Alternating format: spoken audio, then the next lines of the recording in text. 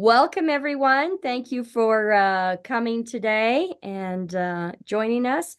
We have a special guest today, Sondra, and we really, when I heard what happened to her in DC, I talked to Shmuel and I said, Shmuel, I think we need to have Sondra share because this is such a current event, and with everything that's going on, I was thinking about, and I don't know what we're going to end up talking about, but just everything with the threatening on the northern border, with the threats that are happening against Israelis in Paris. Well, actually, were they against Israel or they were against everybody? I mean, thank God nothing happened at the Olympics, but still, the fact that people are threatening it and we're just sitting by and not saying anything, what is wrong with this world? I don't know. Shmuel, thoughts? I was, waiting with everybody here, and I thought about the concept of waiting, right? We are waiting for a couple of minutes before a Zoom starts. When Sandra now in Israel is waiting for the beginning of the war starting from Iran launching in Lebanon. And this is a very stressed period of time in Israel. And I thought of like starting with a joke that Sandra is going to be very stressed about what's happening with the Olympic Games and if we're going to win some more medals. But obviously, this is not the main topic of what we're going to talk about today. Literally, from different directions, there's a lot of things going on. And we are so happy to have Sandra today. And I told her, we're gonna have a chat. We're gonna talk whatever comes in mind, and we're gonna ask her questions, and we're gonna hear from her from her recent trip to the US from last week, from her summer experience in hot Israel, and from the feeling of war in the air. Shalom, Sandra. How are you? I'm good. How are you, Shmuel? This is so much fun. Absolutely great to have you here. And where do you want to start? Maybe let's start with the letter that you sent everybody. It made a lot of impact, I feel. Last week I went to events in Boston area, and many people came to me and were terrified and were very upset about what you wrote, about what you encounter in CUFI. So if maybe people here haven't read, maybe you can share a bit of what happened there. Okay, so first of all, I see that both dear friends Carol Westmoreland and Debbie Cope are on this Zoom as well. And I have to say they were with me at CUFI, and everything that I am going to describe, they experienced as well. So if either of you, after I give my little description, if either of you have something to add, I think that would be wonderful, to also hear from your perspective. But anyway, CUFI, Christians United for Israel, is an organization, an American organization headed by Pastor John Hagee, and it has been having an annual summit conference in Washington, D.C. now for many years. And I've also gone for, I think, almost all, if not all of those years that they've had it. And in the past, I remember there were times when things were a bit heated, and they used to have the conference in the convention center in the center of Washington, D.C. And then there were occasions where outside on the sidewalk or perhaps across the street, you'd have a handful, maybe 5, 6 people holding signs, waving some Palestinian flags, yelling and screaming, but we really didn't even hear them. There was always heightened security at CUFI. It was always very important because it is an Israel event, even when it wasn't these times when things are so crazy, that there was always some degree of heightened security. But this time was very different because, first of all, they had changed venues. They were now at a place called the Gaylord. It is both a hotel and a conference center, so that you're in one complex, okay? And we knew that there were going to be protests at some point. A friend of mine who follows these issues on social media had actually a couple of weeks earlier sent me an ad that was put out by some group called Interfaith something, or Interfaith Coalition for Palestine or something like that. And they had advertised that they were going to be protesting against CUFI, and they were seeking supporters to join them in the event. And I had actually sent that ad to people at CUFI to give them the heads up. So we know that they knew about this. anyway, so Monday morning, I come down from my hotel and, like come down the elevator. I'm in the main lobby and I hear singing, and it's actually very pretty sounding, but I couldn't make out the words.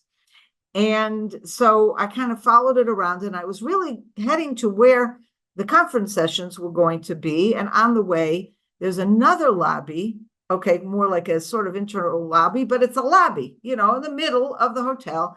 And I see this whole group of people, maybe 100 people. And I said, oh, I found the singers. And then I see who they are. They're standing there holding signs that say CUFI, encourages genocide, and it was all like targeting CUFI. The CUFI kills babies, and in other words, if the protests that we have seen until now were all targeting Israel is genocide, and Israel's killing babies, and Israel's doing all these terrible things. They had some of those signs as well, but most of their signs were actually targeting CUFI. These wonderful American Christians who came together to support Israel are now being accused of killing babies. But they were singing songs of peace. And in fact, they sang one song called, in Hebrew, it's Lo Yisa Goy El Goy Cherev. You all know it. One should, this is coming from the prophecy of Isaiah, that no one will raise, a nation will now raise a hand against nation, will not raise a sword against nation. It's from that same prophecy about the lions, dwelling with the lamb and all that. And they're singing this. In other words, they're singing this beautiful biblical verse in this lovely song and holding signs that say CUFI commits genocide. I couldn't get my head around. I mean, what is this? Who are they really supporting? Anyway, I was very close to them, but I wanted to get like opposite them so I could take a really good head-on photo, but I couldn't. They weren't letting us go. And I was actually, I couldn't believe it. I'm standing in the middle of this hotel, and the ushers from CUFI were telling people to go a different way, to kind of change escalators so that they would go to the conference without seeing or passing too closely to these people. And I went up to one of these ushers and I said, I don't understand. Why are these people allowed into the hotel? Now, I understand if someone's outside on the sidewalk, you can't really stop that. Maybe you can make sure they're not blocking traffic or they're not blocking pedestrians. But how did they dare come into a hotel and just disrupt this whole hotel? I didn't get an answer from them. I was a little disappointed at this attitude of, well, it's not our problem. The hotel, we can't control the hotel. I do think something should be done against this hotel for welcoming these people, and nothing was done. They were there for like at least 15 minutes. Then at some point, they kind of went out. I was never afraid. These people were clearly not violent themselves. I mean, they were supporting violent people, but they were not violent themselves. So I was never fearful for my safety. They then filed out, and then I was standing right there. They literally passed in front of me. I mean, spitting distance. And I couldn't stand it. I mean, I was actually by that point really angry. And I just turned to whoever walked by me. I said, shame on you, And at some point I said, one guy looks at me, why? What's wrong? And, they were following this mode of we love peace and we're for peace. So I'm yelling at them and they're saying, oh, but why? What's your problem?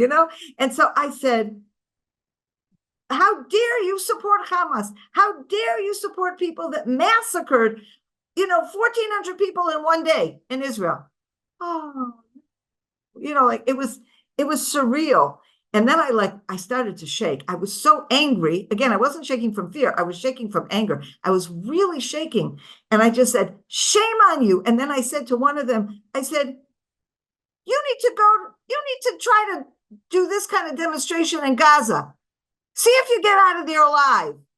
And then and it was crazy. Anyway, that was just part number one. And then we thought they left. They filed out very quietly and they left. I don't know where they went. And we thought that was the end of it. We went up to the conference center. We went into the meeting. I walked down looking for a seat. I see 3 seats on an aisle. I asked someone there, are these seats available? Oh, sure, honey. And sit down. They're all for you. It's great. Okay, I sit down on one, and then 2 people who are dear friends of mine sit down next to me. The 3 of us were good friends. And to my left are these people that look like really kind, nice people. John Hagee gets up to speak. 5 minutes haven't passed, and all of a sudden, a group of about 4 or 5 people stand up from their chairs and yell and scream, God loves Gaza and free Palestine, and yelling and screaming. I couldn't understand half of what they were saying. And it took a while the first time. Security got to them, escorted them out. And this happened over and over and over, like about every 5 minutes. Like you're sitting there, you really want to hear what John Hagee has to say. He's saying really good things, and he kept being interrupted. And everyone seemed so powerless. The one thing that was good was the people in the audience, the CUFI audience, as these people got up to yelled way overpowering them, Israel lives, Israel lives. So that was a really wonderful feeling to know that I was in this wonderful audience of 1,000 people who really were standing with Israel, and we're just going to shout these people out. The final time people stood up like this, and again, you never knew where this was going to erupt, because all the people that erupted came in with badges. They had actually registered as participants in the CUFI conference. Anyway, the last one to get up was that lovely woman sitting next to me, who had said, sure, honey, the seat is free. She gets up with 4 people to the left of her yelling, and I'm like, and next thing I know, the security guard is like literally jumping over me to get to the, to get to them, and hauls them out. I'm like, me and my 2 friends, we like just run into the aisle, get out of the way, and that really was the last time. We didn't hear anything further from them. What we found out the following morning, that night was a special event, the Night to Honor Israel. It's a big gala and singing and wonderful speeches. And it seems that while we were inside, outside, this hotel was on the Potomac River. And what they had taken all kinds of boats and whatever, like a sort of flotilla, and they were going by with signs in front of the hotel, saying all these same kind of terrible things. And it was, I wasn't scared by this in any way, but I was angry. I was really angry. And I don't know, I just felt like, on the one hand, I felt so amazing that with all this stuff going on out there, all this anti-Semitism, all this anti-Israel, I felt wonderful to be with a group of people who are so pro-Israel. And I can't tell you how many hugs and how many, words of encouragement I got from the people there. And that was wonderful. But on the other hand, I felt that all of us there were truly helpless. And I felt that there's something wrong there. In other words, we could start with the hotel. How dare that hotel let these people in? I don't understand it. It makes maybe they didn't know who they were, but as soon as they start, throw them out. I don't understand this. And I think that to me, it was also a wake-up call. Of course, over the conference, we also heard much more detailed descriptions over some of the things that have been going on the university campuses in America. And, we know it all. We've seen it on the news, but to have students, both Jewish and Christian, come and personally tell their stories of what they have experienced and the persecution that they have felt, not only from fellow students, but from professors and from the university administrations, and to hear this. And I look around and I'm just saying, there is something wrong. Where are the good people in society that need to drown this out, that need to stop this? You want to have a different opinion. You want to say, okay, Israel and the Palestinians should reach some kind of agreement and they should compromise territorially. Of course, I don't agree with that, but you can have a normal discourse. But when you have people here supporting people who have massacred men, women, and children, and I don't even want to talk about the horrible atrocities they committed, no society can let that be. This is not about free speech. No society can allow that to be present in the public sphere, and certainly not in private conferences. So anyway, that's Sondra, that I visited the University of Chicago a couple of months ago for Shabbat. I spent the weekend there, and on Friday afternoon, as I was preparing for Shabbat, for the Sabbath. And I went to one of my favorite things to do is to look for secondhand book shops. So just next to where I stayed, there was this book, and I'm sitting there, and I begin to hear this chanting and this noise again that you described. And indeed, I was in the middle of a demonstration that happened in the Chicago University. And I want to tell you, we saw it on the computer, on our phones many times. There's something when you see it, when you're there live, that you almost freeze. It's almost unbelievable. Like you're standing there, you saw it many times, and you know what to expect, but there was something there standing there. Maybe it's our history, maybe it's something deep in our mind that we cannot understand or get when you see people like a meter from you shouting at your face and being so violent and being against something that you understand how much they are wrong.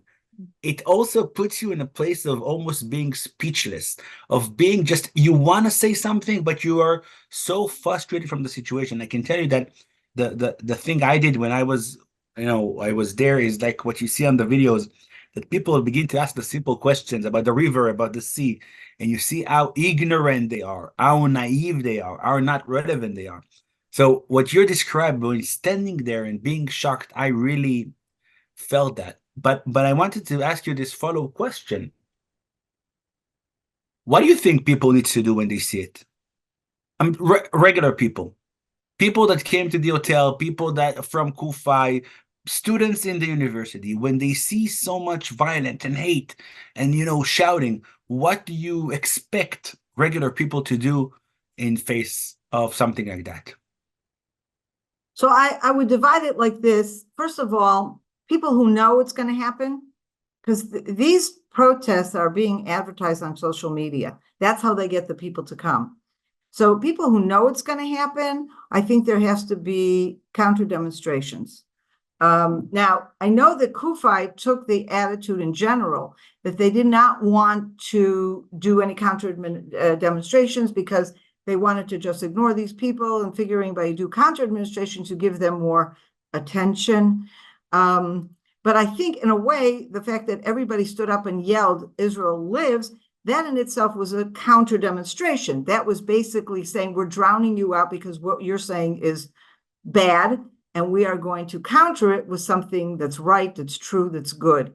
I do have criticism against the hotel, and I think they knew that whether they knew they were coming in or whatever, everybody knew there was heightened security. There was no excuse whatsoever. So if you're talking about an organization, whether it's CUFI or the hotel or whoever, there's no justification for letting these people come in and, stand in the middle of a hotel lobby. They should have been gotten rid of immediately. I mean, just forget a demonstration. Can you imagine any of you deciding one day you're going to take 50 of your best friends, you're going to walk into a hotel lobby, you're going to stand in the middle, and you're going to start singing, hymns? How long do you think the hotel would let you do that? Probably 30 seconds, right? And they may say to you, look, do you want to book a conference room? It'll cost you $1,000 and you can go sing all you want in the conference room. And this is what I don't get, how they were allowed to be there for that long. I think in terms of individuals, like if you counter a demonstration, I don't know. I think that there has to be some counter statement. Every individual, look, there's a phrase in Judaism that I grew up with. It's a very classic phrase, and it's something, it's from the Talmud, but I think it has great moral value. It says, silence is like agreement. And I think that has to guide us. If you are silent, you agree. You're complicit in some way. Now, that doesn't mean if you see a bunch of people and they're getting violent, you're one person all by yourself, it's not wise to start yelling back, but it is wise to call the police. It is wise to find the nearest security guard. it is wise to complain to the people who are hosting this. And if you do know about this in advance and you can arrange a counter demonstration, I think it's very important. And I like what you were talking about, Shmuel, going up to people and saying, you know, the river, the sea, all that kind of stuff. Taking out, well, I'm not good at this, but people are good at social media. Whip out your phones. Start filming these people. Try to put them in embarrassing situations. Ask them questions. Engage. And then put it out on social media. Make them look like the fools they are.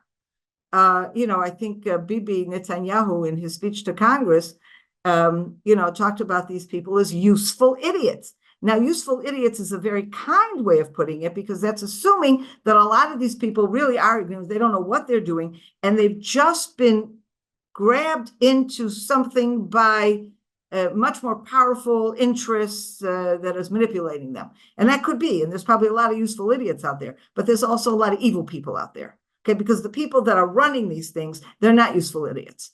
They know what they're doing. So it's a combination. But anyway, just you can't be silent. Sondra, I just want to jump in there because I don't know if anybody watched Bibi Netanyahu's speech. I didn't get to watch it live, so I went back and just grabbed it on YouTube, and I just, you know, Googled it, put it in there, and the first one that popped up, I happened to click on. Well, I think that it was Fox News that was actually doing it. And about 10 minutes into the speech, they took Bibi and they kind of put him like up in the corner. And then they had like live footage of a camera of what was happening out on the street outside of Congress. And it was terrifying. I mean, I was so sad. So if anybody hasn't seen that, go check that out. And mostly I was sad for the people, because when you read the signs that were being carried, they didn't really have sound because they didn't want to drown out Bibi, thank God. But you could just read the signs that people were carrying, and it was horrifying, absolutely horrifying. And I couldn't even believe that people were that ignorant. You know, that we could be standing there advocating for Hamas as Bibi is sitting there talking about the horrors that Hamas committed. It was mind-blowing, actually. I mean, I still am, I don't know how I feel about it. I mean, I don't even know how to process it, to be honest. Well, like maybe Carol or Debbie, do either of you want to comment on how you felt about, because we were all together there. I mean, we weren't standing together when they were singing, but we were all at the same event. Sure, I'll add a few things. First of all, Sondra, I'm so sorry that you had to experience that. It's inexcusable that was at a CUFI Summit that was a paid summit by CUFI.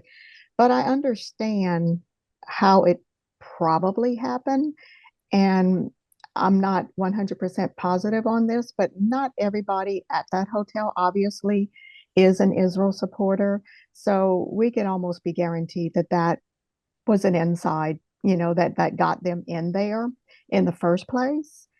And as they were singing and as you were describing it, it almost reminded me of someone on drugs, how they were so lackadaisical and just so ho-hum about the whole thing, when anti-Semitism is such hatred. How can people be so ho-hum about hatred is beyond me. And the stance that CUFI took, I'm agreeing with you. I'm a little bit disappointed with that, but I understand that they didn't want because there was at least 2,000 CUFI, you know, presence there. And so I understand that they didn't want them to do a counter protest, although I do love that as they were popping up all over the place while Pastor Hagee was speaking, they were interrupting him, that yes, everyone stood, Israel lives, you know, and that of course is a counter. But I can tell you this, that they were there even earlier than that, because I was in the Congressional Liaison Breakfast, which started really early that morning. And I guess maybe this might have been almost at the same time that they were in the lobby that you heard all of that singing and stuff, because they came, I don't know how they got through security. But it is so strange that they all had their little badges. So somehow they got registered, and so they got through security with their badges. But they came into the congressional liaison breakfast and started with their yelling and protesting too with their flags. And so we just, the congressional liaisons really just did a big counter protest as well and just started overpowering them with the Israel libs and things like that. But again, it just goes to show the evil that is out there, that it can seep and just be so ever so deceptive. As we were going to Capitol Hill on Tuesday, um, I got a message. I got a rather urgent message on my phone that told me that I needed to wrap things up because my congressional meeting wasn't until a little later. But I got a rather urgent message on my phone that said, Debbie, you need to wrap things up. Y'all need to get on the bus so that you can get to the Hill. Otherwise, you're not going to make it on time for your scheduled appointment. So I hurried up, scurried out of there, and got to get to the buses. Well, sure enough, come to find out, the bus that left right in front of us, the protesters, and again, how they got on hotel property is beyond me. Again, the same thing that happened that morning. But these protesters, now the morning that you saw them, that they were all singing in the lobby, were a little more, they were singing and they were a little more, like I said, lackadaisical, almost like they were on drugs. Well, the ones that were in front of the bus, they were a little more, because they were in the street. They were outside the hotel and they were in the street. So they were a little more vocal and a little more. They were blocking the street so the buses They couldn't did. pass. They did. So the buses had to sit there for about 20, 25 minutes while the police got them out the way. But they were all holding their banners up and just being so aggressive as to stop those buses because they knew that we were going to see our representatives on Capitol Hill, and they didn't want that to happen either. So I think the police handled it pretty well. But again, I'm so surprised and shocked that they were able to get through security like that in the first place. Where they were hiding these banners and these signs, I don't know. But when they came into the congressional liaison breakfast, we we kind of pretty much took care of that. But it should not have happened. So again, I'm sorry that you had to experience that, but you know, God had I his can way. I can share that, since the 7th of October, everywhere I go, and I was able to go many places this year, including Australia, and I went to Scotland and many places in the US. Everybody comes to me before the event and says, listen, there are some weird people, could be dangerous, demonstrations, people with flags. And I tell them this, and this is the segue for the next question. I tell them, you think I'm gonna be scared with people with flags? You think that's the thing I'm gonna be Right. worried about? No, No. you remember where we live? You remember Judea and Samaria? You remember our daily attempts to survive where the region? So in any way, whatever they're trying to do, bully us, make us scared. I know as an Israeli, at least, that experienced this kind of hatred in a real level and not just people with banners, it means nothing to me. But I want to ask Right. you this, Sandra. You come back to Israel last week, and suddenly, you hear about operations that happen in Lebanon and operations that happen in Tehran. And of course, we don't know who did it. Officially, nobody took responsibility on this horrible incident. So, and then you hear people, countries, Iran, Lebanon says, Israel, you're going to pay. The state of Israel declares, be alert. There will be something happening soon. Prepare your shelters, the water, whatever you need, because things are going to happen soon. So, Sandra, please walk us through since that weekend and all the the conversation and the feeling and the waiting period and when you experience right now in Israel? Okay, so first of all, I was still in the States when Hania was assassinated in Iran. And I have to say, his face is a very familiar face to us in Israel. He's one of the main faces of Hamas. And you see him always, with this smug look, and he's planning what he's planning. And he's just this horrible person. And I wake up in the morning, I was still in the States, and I heard that he had been assassinated. I'm like, yippee! And I'm not embarrassed to say that. I think that the world is a better place that he is no longer in it. But of course, coming back to Israel, it's meeting a whole different reality. And first of all, the country, on Friday, for example, as we're preparing for Shabbat, there's all these messages going around of, if you want to, because Sabbath observers, we usually turn off our phones, we turn off our computers, we don't listen to the TV or whatever. And there were different things that were being made available. If you want to keep your computer on or your TV on, and what they call like a quiet option, it's nothing there. And if something happens, suddenly the screen opens and you can see what's going on. So I was talking to my husband, I said, what do you think? And we both said, nah, we are not the chief of staff of the IDF. We do not need to know if something has happened somewhere else. And we do know that if we are at risk in our community in any way, there will be a siren.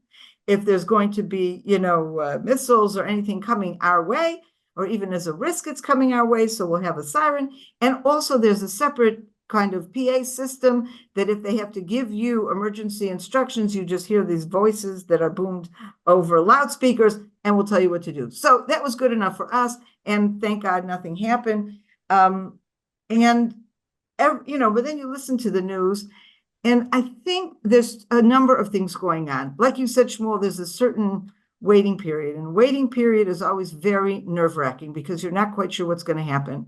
And there's a lot of theories, and every time you turn on the news, there's all these ex-generals that are very smart, but sometimes they're not very smart. They all say, oh, it's going to be this, or maybe that, or maybe that. But at the end of the day, nobody knows what's going to happen. So it's like it's a difficult thing to be for. Now, I personally am a fairly calm person. I'll get to that in a second. So that stuff is less like, I don't know. I'm not stressed about that. I'm concerned, very concerned, but I'm not living in a sense of stress. However, again, if I go back to the situation. Sandra, just a second. Yeah. I want to stop you, and I want to mention and remind this group. Yeah. While in April we were shot 300 missiles, Sandra described them. She went to bed. So while you're giving us your approach, Sandra, I would like you to elaborate about what people feel around you. No, that's why I'm going to get to that. I'm definitely going to get to that. Right. That's why I'm saying I'll get to that in a minute. But I wanted to talk about something else first. So everyone is waiting for the big attack.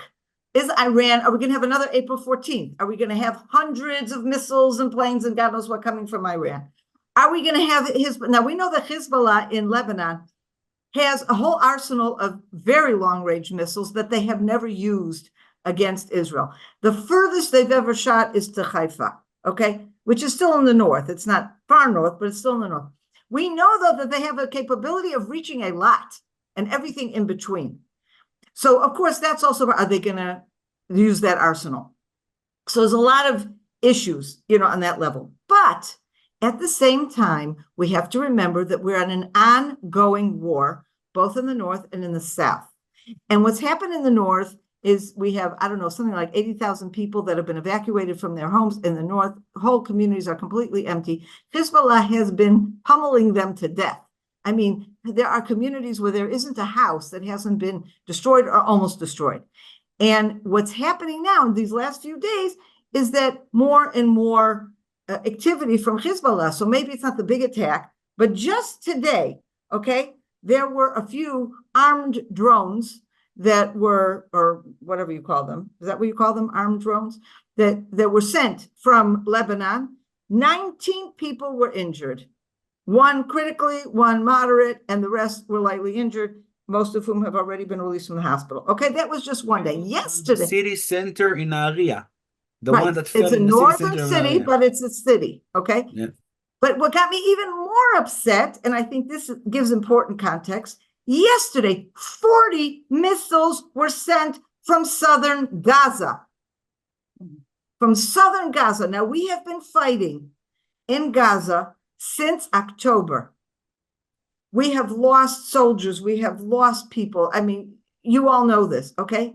And as this is happening in both to southern Israel and to the middle of the country, I mean, thank God, there were some injuries, but I keep asking myself, what in God's name have we been doing in Gaza if they're still able to send 40 rockets? So it's not just this great existential fear that we have, but even the same fear that we have all along, not just fear, but anger. What is going on? How is it that they're still capable of sending this? And this is, if I'm going now to the tension, this is part of the background. Because since October, there's been a tremendous crisis of confidence here in the country, both vis-a-vis the government, both vis-a-vis the army.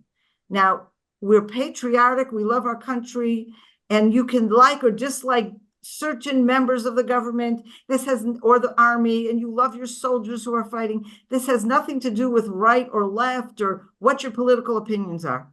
But since October 7th, when people were massacred and communities were overtaken by Hamas, and it was hours before the IDF was able to come and even begin the fight, people today are much more concerned in general. And so when you see a place like Gaza where they're capable of sending 40 rockets yesterday, and that's people that you thought you've decimated most of the terrorists there. There's only a few left, and yet they have that capability.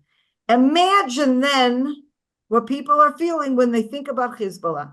Now, until now, the IDF has been kind of bombing Lebanon here and there, nothing serious. There's tremendous anger in the north of Israel in particular, but all over. Why haven't we gone to a major offensive in the north to get our deterrence back, to defeat Hezbollah? And of course, there's a lot of different reasons. I mean, I don't know what I'm not a military expert, but some people are saying if we're spending so much time in Gaza, we don't have enough manpower to do Gaza and Lebanon at the same time. There's American pressure. All of these issues are happening. But if you look at the ordinary person that's sitting now at home, in their home, and they're trying to make sense of all of this, and they may be able to say, oh, well, thank God that rocket didn't reach me from Gaza because I'm a little further away than all the others. But then when we're thinking about Iran and think about Hezbollah, they can go anywhere, they can do anything. And if at the same time you're asking yourself, what the heck is the IDF up to? Does this government know what they're doing? Do they have a plan? Does the IDF have the capabilities? Do they have a plan? That's a whole different situation than what we were a year ago, if anything would have happened. So I'll just now relate. So Shmuel was saying when the Iran came, I have a very different attitude. First of all, I'm by nature kind of a calm. I get angry over things, but I'm a calm person when it comes to worrying. So that's true. That night we went to a pajama party in the shelter because our shelter's down the street and all the neighbors were there in their pajamas. And when it was over, went home, went to sleep. Okay. And that's coming from where I am. I made a decision long ago, and this might sound odd to some of you, but I've been around a long time here in Israel, in Judea and Samaria. And I think one of the seminal events was the Second Intifada, which began in 2000. And at that time, even though beforehand, driving on our roads, we would sometimes the Arabs would throw rocks at our car. But you can't compare the fear from rocks hitting your car than what started happening after 2000 when suddenly the Arabs had guns. And so they were shooting at us. And you had no defense against this. I mean, even if you carried a weapon, if someone's standing on the road with a machine gun and shoot you believe me, your little pistol isn't going to do anything. And it was a very scary time. And I have friends who did not leave the community for months at a time. I had friends who didn't let their children leave the community for months at a time. And at that point, I had to make a decision. Am I going to let these people imprison me in my own home? Or if I'm not going to let them that happen. And I just refused to let them put me in prison. But in order to do that and not be quaking in my boots every single time I left the community, or to feel that I'm still a responsible parent if I'm going to be taking my children out of the community, I had to develop a whole different attitude. And I have to say that here my faith really stepped in. And I just realized, I look around, and most people drive and nothing happens to them. And then somebody drives and something happens to them. Is there any way to anticipate why that person? No. God knows we don't. And I just came to develop this feeling, this understanding that if that bullet has my name on it, there's absolutely nothing I can do. And therefore, just surrendered myself to God, his will, his plan, and that's it. Now, that doesn't mean I'm going to run across the street in the middle of a busy highway and say, well, if God wants me dead, he'll send the car my way. I mean, that doesn't mean be stupid, but it did give me the ability to lead a normal life and to raise my children in a normal atmosphere without this ongoing stress. Does that mean I was in denial? Absolutely not. I knew and have always known, and I'm a news addict. I always know what's going on. But I was able to just step back from that for a bit and say, okay, God, this is in your hands. And I would say it's not just because I have faith, it's also because I have a certain personality. Okay. But most people are not like me. So I just wanted to, I had a conversation yesterday with two women who actually are affiliated with CFOIC. You may know them. One is Shira, who was working in the office, but now working in the office. I don't know if any of you have met her. And another one is Sarah, who's currently on maternity leave, but is coming back to the office in the fall. And I spoke to each of them separately. Yesterday morning, I spoke to Shira, and she didn't sound right. I was asking about something for the office or whatever. I said, what's wrong, Shira? She goes, I'm terribly stressed. And I didn't even understand what she was saying. I said, why, you have a lot of deadlines or something? Shmuel keeping you really busy? Is he being a nasty boss? No. She says, this whole Iran thing, I'm just so scared.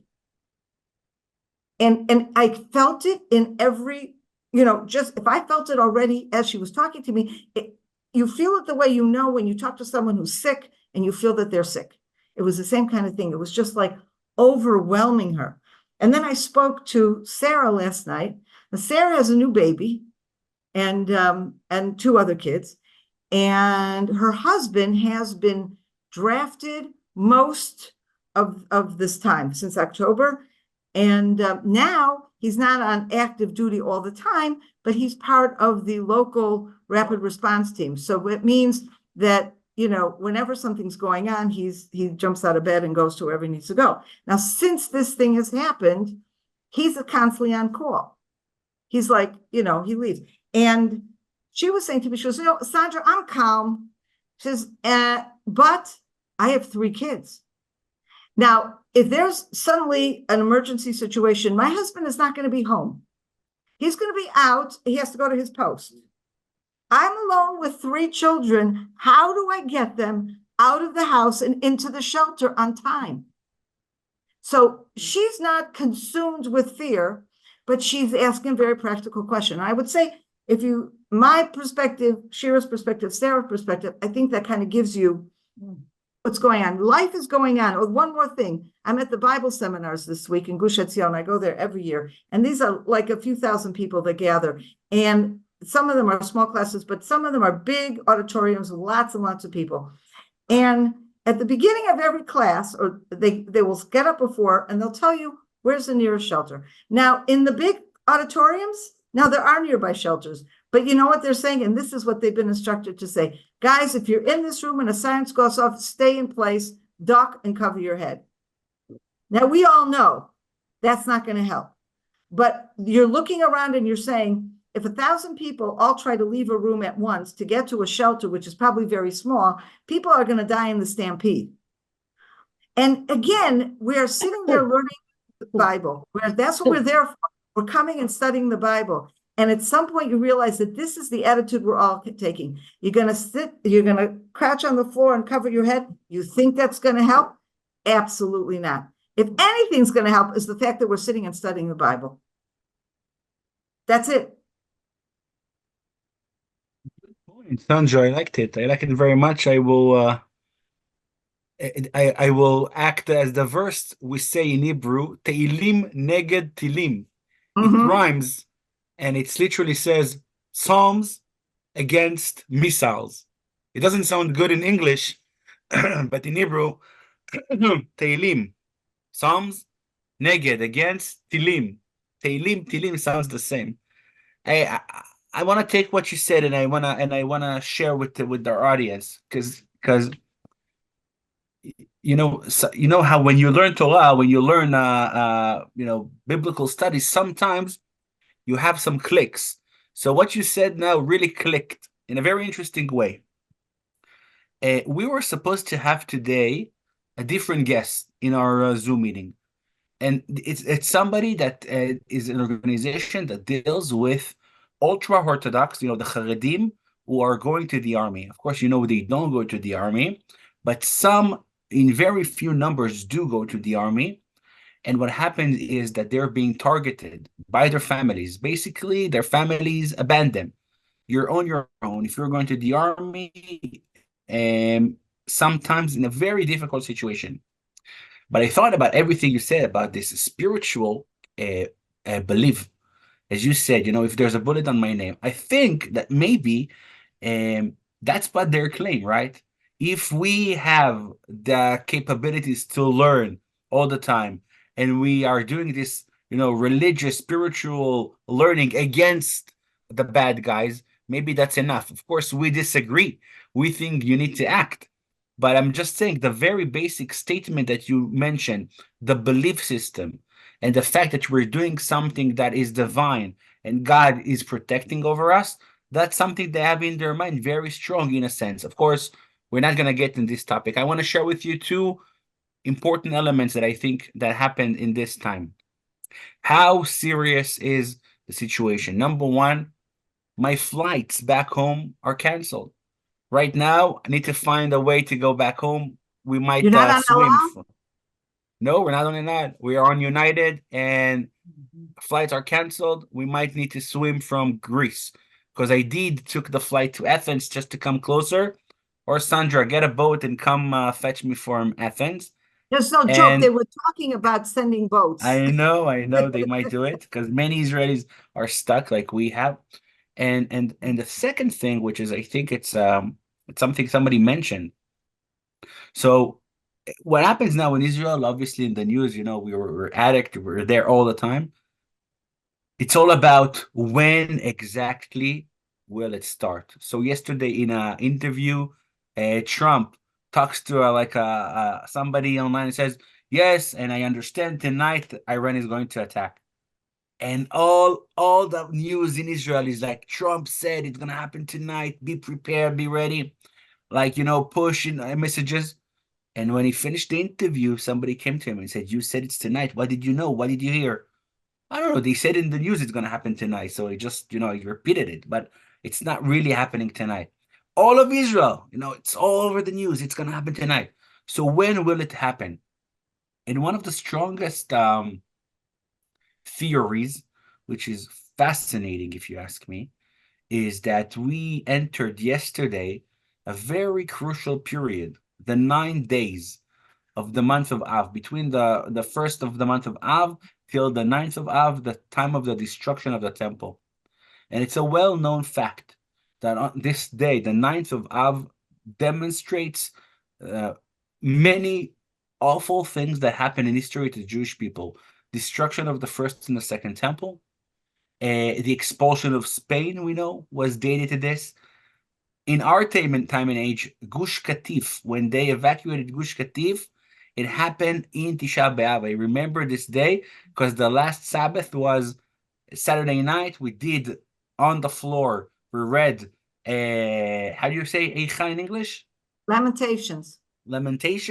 And then the next day they were supposed to start, and somebody pointed out, you didn't look at the calendar. People are fasting. So they waited another day. And what they're saying is that Iran is pointing the calendar to this day. It's a bad day for Israel. It's a bad day in history. And here we're gonna give him some extra bad news. And funny enough, people talked about it. Sandra, have you heard of this concept, right? This what? You heard about the theory that it's going to happen in Tisha B'Av, in the 9th of Yeah, Av. sure. I think it was published in the New York Times or something. Okay, even stronger.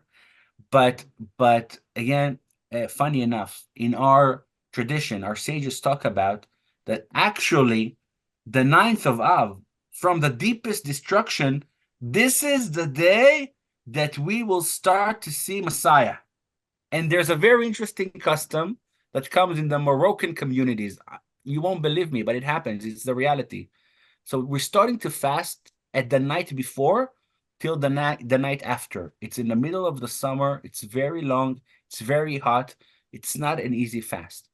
But there's something that happens in the midday, 1 o'clock, like midday, 12, 1. There's a custom in Moroccan families, especially, to clean the home. You take a broom and you begin to like clean the dust from the home and like prepare the home and clean it.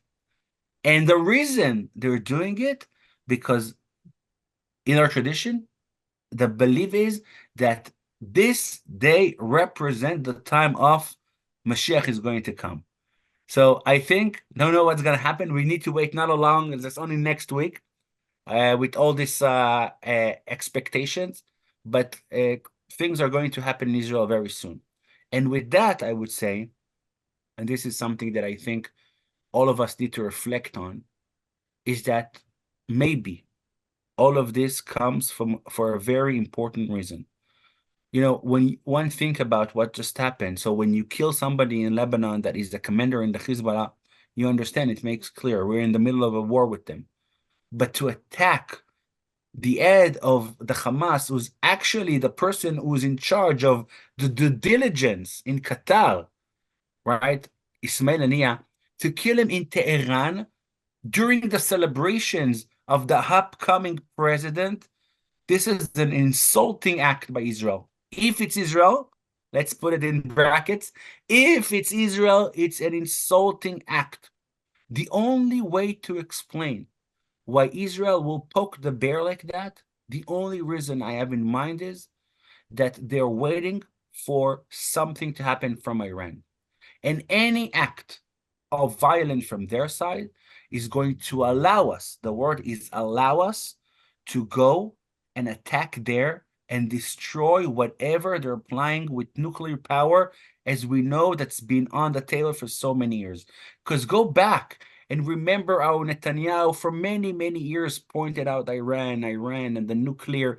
And you remember he came to the Congress with this chart of the bomb. It's this high and that high. You're like, when we will be in the most horrible situation, the nuclear power. So one of the strongest theories is exactly that.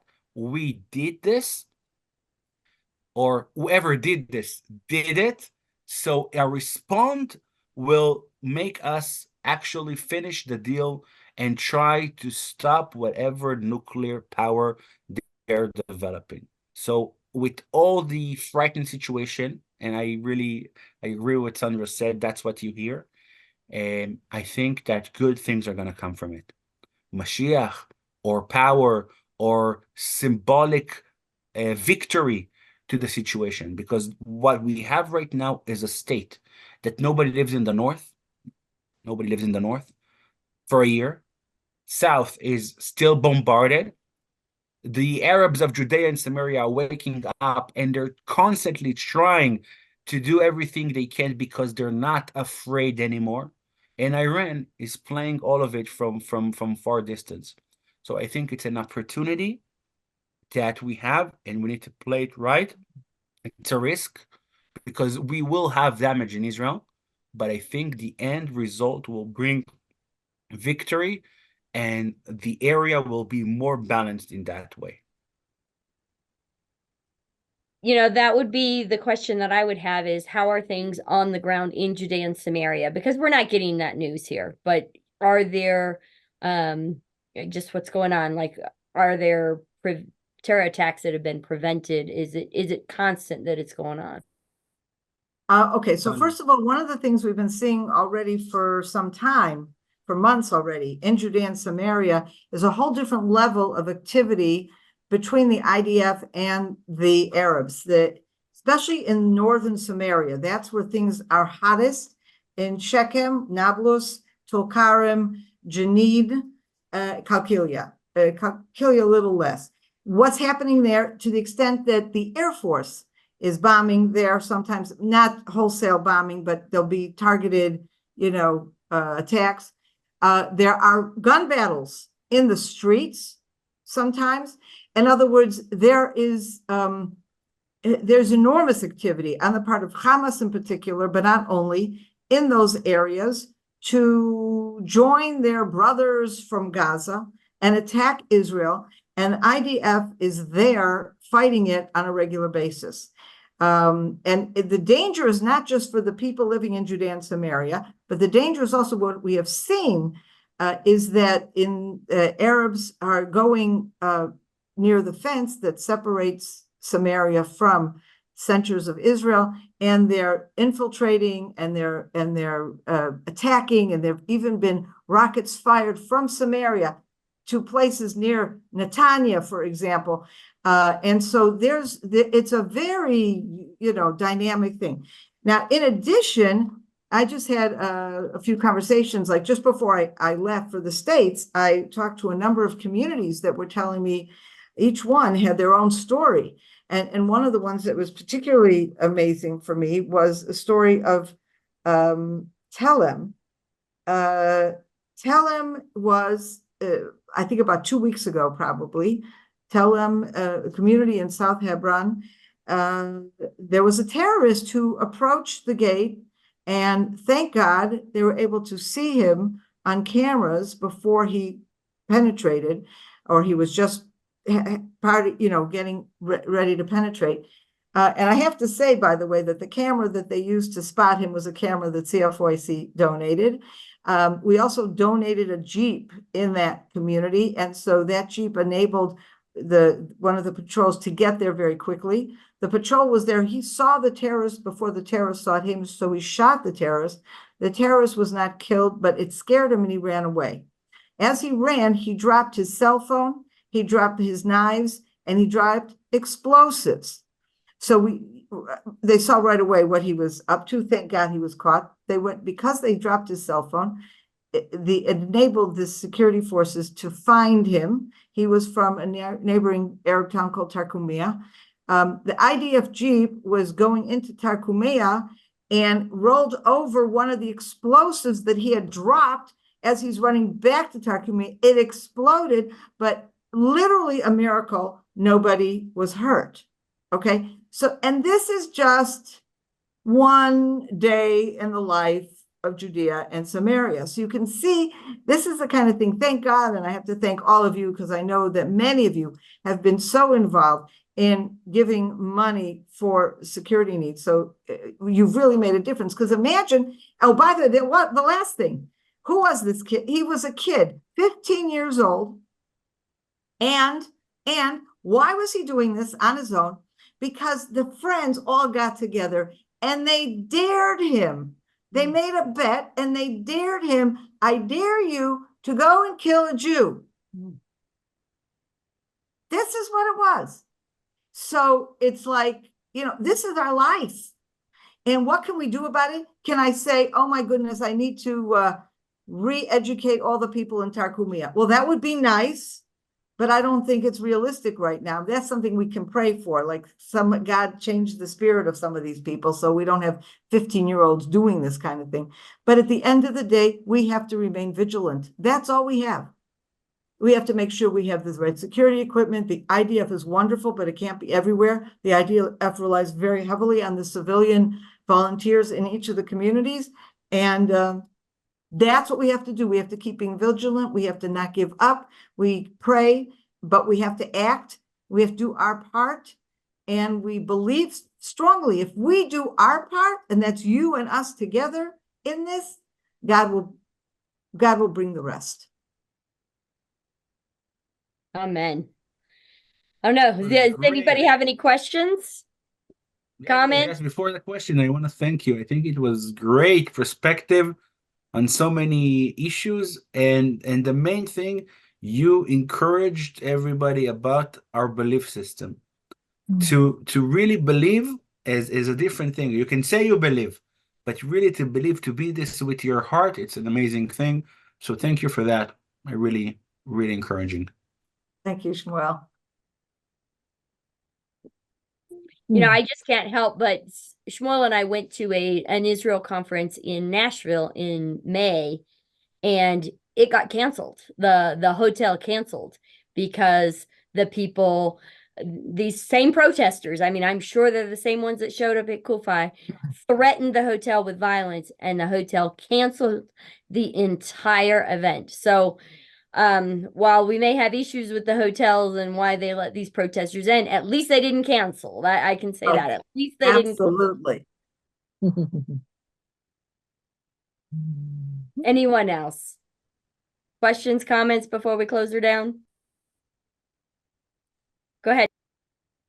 Yeah, Sondra and I met at Nancy's farm several times, and this is so inspiring. You know, the courage of the Israel people, and we're behind you every step of the way. And it's going to be upping my prayer as well. So God bless you for tonight, and shalom, shalom.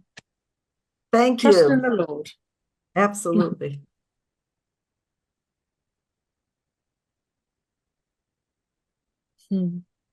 So, why do we have to wait for Iran? Why can't we attack first? Oh, that's one of the questions that is being debated. I know on Israeli television, and I have to say there's a major difference between me and Shmuel. If you'll notice, Shmuel talks about checking his cell phone and his computer. I talk about the TV. That's a generational difference. So my generation, we're still watching TV and getting our news mostly from TV. And it is one of the issues that is being debated. In fact, tonight I heard, first of all, the Army has been saying all along, as the government, we are prepared for every eventuality, an offensive or a defensive situation. So it is very possible that Israel will launch an offensive. The problem with launching an offensive, other than, you know, making the Army has to make sure they can be putting their forces in the right place. The problem with launching an offensive, unfortunately, is international pressure. And what we saw in the last few weeks, months, President Biden stopped ammunition that was already approved by Congress, that was on its way to Israel, and he halted it. And he said, no, because he has to get assurances from Israel that it's going to be used this way and not used that way. And this is a huge issue here in Israel, because it wasn't, at the end, they did release at least part of that shipment. And the problem was it created an enormous crisis of confidence, both among the Israeli people and the Israeli leadership. Now, the American administration says over and over again, we have your back, we'll stand with Israel. And yet they stopped the weapons shipment. And America is saying to Israel now, we do not want you to go on the offensive. We do not want you to cause a regional war, as if we're the ones causing the regional war. Iran has its proxies all over the Middle East, and we're causing the regional war. So this is an issue because on the one hand, at the end of the day, our government and our army has to do what's best for Israel. But part of what's best for Israel is if we start a fight, will we have the ammunition to continue the fight? And, you know, we don't have to debate that now. There's many, many different ways of looking at it. But if you're asking, why aren't they on the defensive, on the offensive, that's part of the reason.